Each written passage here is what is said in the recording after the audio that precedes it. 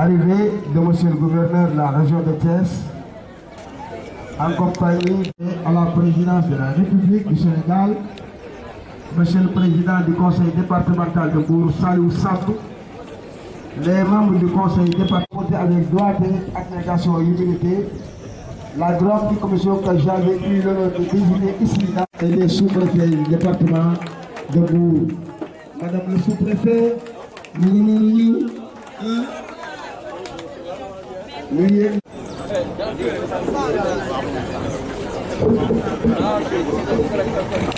monsieur le premier magistrat de la commune de Mbour, mon frère Omar Sarr. Merci beaucoup pour la dernière réunion jeudi passé. lool barakallahu ndax lii ngeen fi indi tey imaam nee na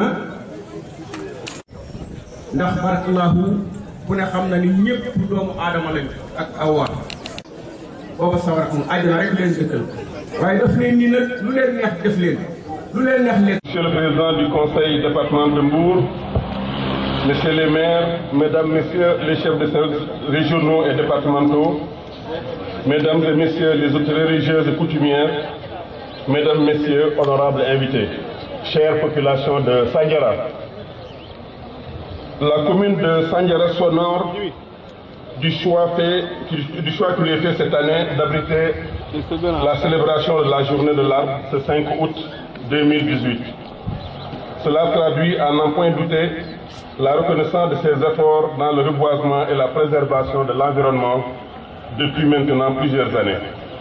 En effet, Madame le gouverneur, la commune de Sandiara et ses populations, depuis la création du lycée de Sandiara en 2002, avec l'association Passeport pour l'avenir, avait choisi le premier dimanche de chaque mois d'août comme journée de réalisation du plan Sandiara Ville Verte, Sandiara Ville Lumière.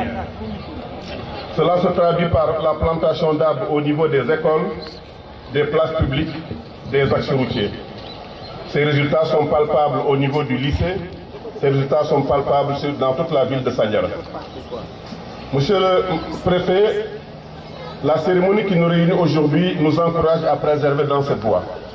Je voudrais à cette occasion vous exprimer ma gratitude profonde ainsi qu'à la délégation qui vous accompagne, au service des eaux et forêts, à l'ensemble des populations de Sandiara et à toute la jeunesse de Sandiara, surtout aux braves femmes de Sandiara. La commune de Sandiara, dans le cadre de son plan émergent, place la question environnementale au cœur de ses actions prioritaires. Ainsi, elle a créé, avec l'appui de Biécheba, une place verte au carrefour route nationale 1, route de Ndiaganiao, qui va être donc le poumon vert de la commune.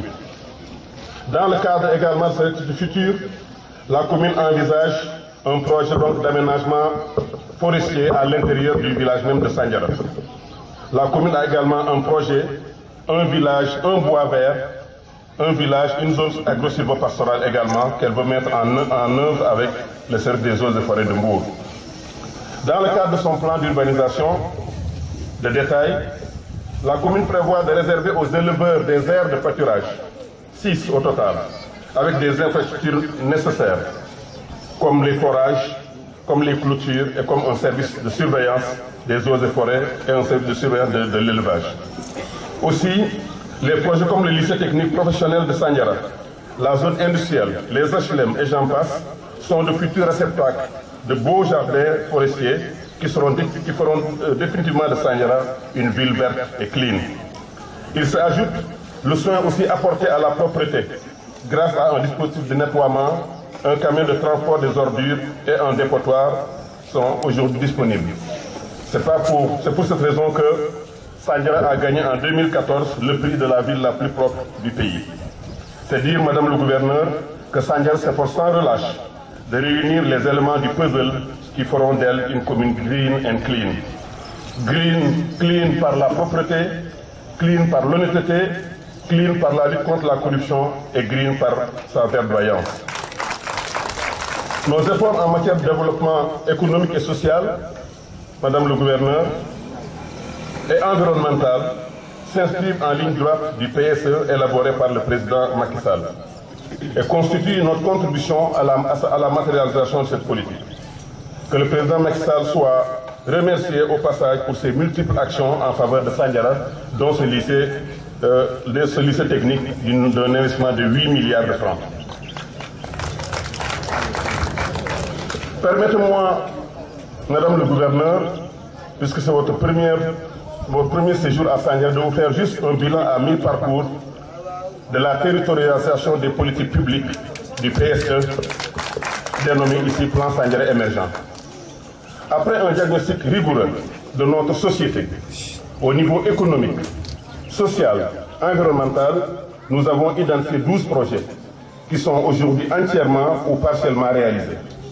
Notre solution passe par un plan que nous appelons le plan 1-10-10, une famille, 10 cadres dans 10 ans. De quoi s'agit-il? Il s'agit d'abord d'une vision qui se projette dans le futur, en 2035, qui va faire de Sandiara une ville riche, prospère, adossée sur une industrie florissante et une agriculture hautement productive et durable. Ce développement devra être porté par une population bien éduquée, bien formée. La gouvernance de la commune devra être inclusive et participative. Monsieur le préfet, les deux axes de cette politique sont l'éducation et l'économie. L'éducation avec 3 lycées, dont un lycée technique, 5 collèges, Soussan, Faylar et Mbourok dans 2 mois, 2 collèges privés à Sandiara, 15 écoles primaires, 28 écoles maternelles. L'éducation avec 14 000 élèves sur une population de 30 000 personnes. L'éducation avec 1000 étudiants à Dakar. Voilà, monsieur le préfet, madame le gouverneur, notre vision. Notre projet va beaucoup plus loin pour aller à 0 abri provisoire en 2019. Sur le plan économique, nous voulons faire de Sandiara un fleuron de l'industrie sénégalaise. Au moment où je vous parle, 32 usines ont été enregistrées ici pour créer donc 10 000 emplois directs et 10 000 emplois indirects dans les 10 années à venir. On va aussi, cette zone économique spéciale qui a été créée par le chef de l'État, le président Macky Sall, a largement démarré déjà avec 350 emplois. J'ai le plaisir d'ailleurs d'accueillir des investisseurs chinois qui vont faire la première sidérurgie au Sénégal. Les premiers hauts fourneaux du Sénégal seront ici installés à Sandiara, de même que le groupe OCP qui va faire 100 tonnes jour d'engrais pour notre agriculture. Il s'ajoute à ces zones industrielles ce que nous appelons des agropoles. Nous en avons 12 qui ont aujourd'hui créé 820 emplois dans les villages et qui vont créer 5000 emplois dans les années à venir. Sur le plan social, aujourd'hui nous avons 24 villages en cours de l'éducation. Les 10 sont déjà équipés. De l'eau pour tous dans les 2 mois qui viennent avec un budget de 185 millions. Le budget de la commune est passé de 60 millions en 2014 à 1,4 milliard en 2018. Au niveau des infrastructures, le stade de Sandiara a été inauguré, la gendarmerie de Sandiara est également inaugurée, le poste de santé, et nous sommes en train de construire le dispensaire de Kouch. Nous allons construire le dispensaire de Godegen dans 2 mois et nous allons faire 350 logements et l'un des plus grands hôpitaux du pays, ici dans la zone économique spéciale de Sandiara. Monsieur le préfet, madame le gouverneur, honorables invités, permettez-moi avant de clore mon propos de réitérer mes remerciements les plus sincères au capitaine des eaux et forêts, à toute la délégation qui l'a accompagné, à tous les agents des eaux et forêts, à tous les jeunes de Sandiara, mais aussi au personnel de la mairie, à mon conseil municipal et à également toutes les femmes de Sandiara qui sont mobilisées pour cette journée, sans laquelle il serait difficile d'organiser cette belle fête, ainsi que tout le monde, les chefs de village compris. Je voulais juste, avant de clore mon propos en français, gërëm population bi ñëw tey ici à Sandiara. Messieurs les sous-préfets d'arrondissement, Monsieur le maire de la commune de Sandiara, Monsieur le président du conseil départemental de Mbour, Messieurs les chefs de services régionaux et départementaux, Messieurs les responsables de projets, programmes et ONG, Mesdames, Messieurs les présidents des mouvements associatifs, notabilités religieuses, coutumières et traditionnelles, Messieurs les responsables des différents organes de presse, population de Sandiara, Mesdames, Messieurs, chers invités, il me revient l'insigne honneur de présider, au nom de son Excellence, Monsieur le Président de la République, de son Premier ministre et de l'ensemble du gouvernement, la cérémonie officielle de célébration de la Journée nationale de l'art ici à Sandiara, dans la région de Thiès.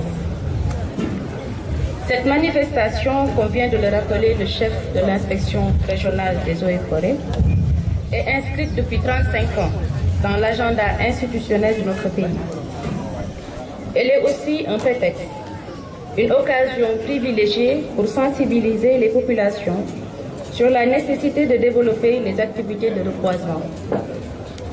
Elle constitue un moment de rappel en direction notamment des collectivités territoriales pour une prise en charge effective de ce domaine de compétences qui leur a été transféré. Chère population, la région de Thiès fut longtemps caractérisée par des formations forestières dont le maintien a fortement contribué à la protection des bassins versants qui surplombent les agglomérations de Thiès, Bourg et environ. Cette fonction vitale pour la sauvegarde de nos habitations justifie la création des forêts classées de Bandia, de Pout et de Thiès. Seulement, ces barrières végétales qui participent à la recharge de la nappe phréatique et nous protègent contre les inondations font malheureusement aujourd'hui l'objet de convoitises diverses. Nous avons notamment les grandes infrastructures, l'agrobusiness, l'industrie extractive et le développement urbain, entre autres. Ces nouvelles formes de sollicitation viennent s'ajouter à d'autres types d'usages traditionnels, comme zone de transhumance et d'exploitation de produits forestiers.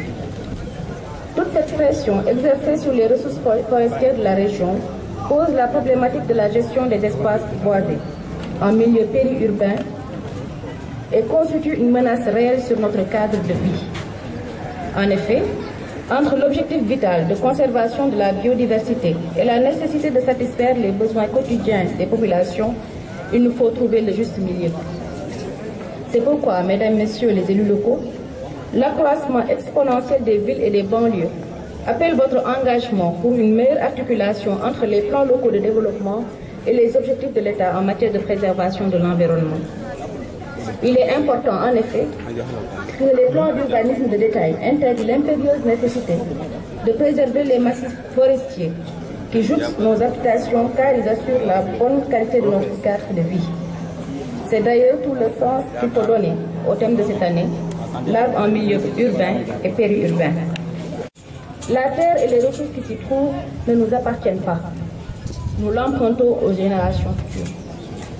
C'est sans doute pour montrer la face altruiste du planteur qu'un célèbre auteur, Jean Violon, annonce dans son ouvrage intitulé « L'homme qui plantait des arbres », je le cite, « Pour que le caractère d'un être humain dévoile des qualités vraiment exceptionnelles, il faut avoir la bonne fortune de pouvoir observer son action pendant de longues années. Si cette action est dépouillée de tout égoïsme, si l'idée qui la dirige est d'une générosité sans exemple, s'il est absolument certain qu'elle n'a cherché de récompense nulle part et qu'au surplus elle est laissée sur le monde des marques visibles, on est alors sans risque d'erreur devant un caractère inoubliable. » Fin de citation. Cette assertion devait être le leitmotiv de tout forestier et de tous les amis de la nature.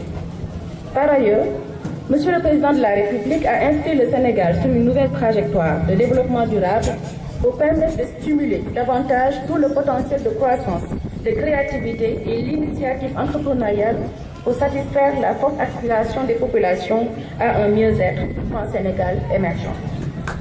Dans son axe 2, capital humain, protection sociale et développement durable, des objectifs poursuivis consistent à réduire la vulnérabilité des populations aux chocs résultant des changements climatiques, mais également à préserver la base de ressources nécessaires pour soutenir une forte croissance sur le long terme. La satisfaction de ces besoins sociaux de base constitue un facteur essentiel pour la promotion du développement humain durable et de l'économie verte. Ainsi, le choix porté sur le berre comme arbre parrain de cette présente campagne de reboisement est loin d'être gratuit. L'espace dont les caractéristiques entomobotaniques ont été largement exposées par mes prédécesseurs explique largement l'attention particulière à porter sur cette espèce dont la conservation paraît plus que jamais comme une nécessité. Messieurs les maires, Monsieur le Président du Conseil départemental, les efforts de participation des collectivités territoriales qui ont permis d'obtenir certains résultats doivent être maintenus et renforcés. La préservation des ressources forestières doit être au centre des politiques locales de développement. Je vous invite à consolider cette dynamique et pourquoi pas mutualiser les moyens entre collectivités voisines et constituer ainsi des économies d'échelle dans les investissements en matière d'environnement et de gestion durable des forêts. Ainsi, au nom du chef de l'État, je voudrais vous exprimer nos félicitations et nos encouragements pour la bonne vision de développement durable que vous avez dans vos collectivités respectives. Monsieur le chef d'inspection régionale des eaux et forêts, votre allocution a permis d'apprécier l'envergure des investissements réalisés par les différents acteurs en matière de gestion des ressources naturelles, en général, et de reboisement en particulier. C'est le lieu de vous féliciter, vos collaborateurs et vous-même,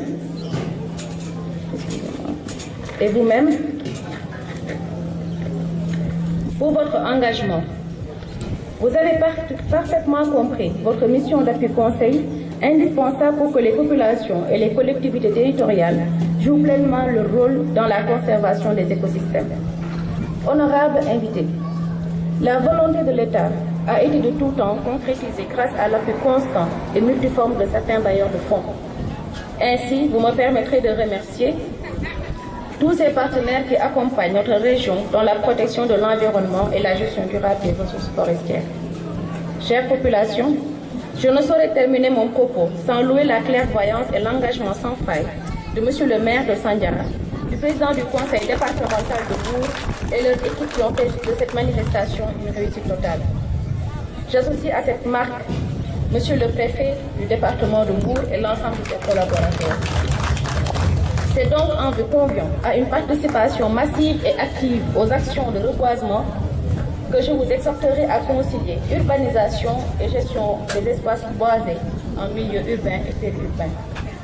Le faisant, vous concrétiserez de la plus belle des manières le slogan de cette campagne « Plantons, façonnons les pôles verts de demain ». Je déclare ouverte la campagne nationale de reboisement dans la région de Thiès. Je vous remercie.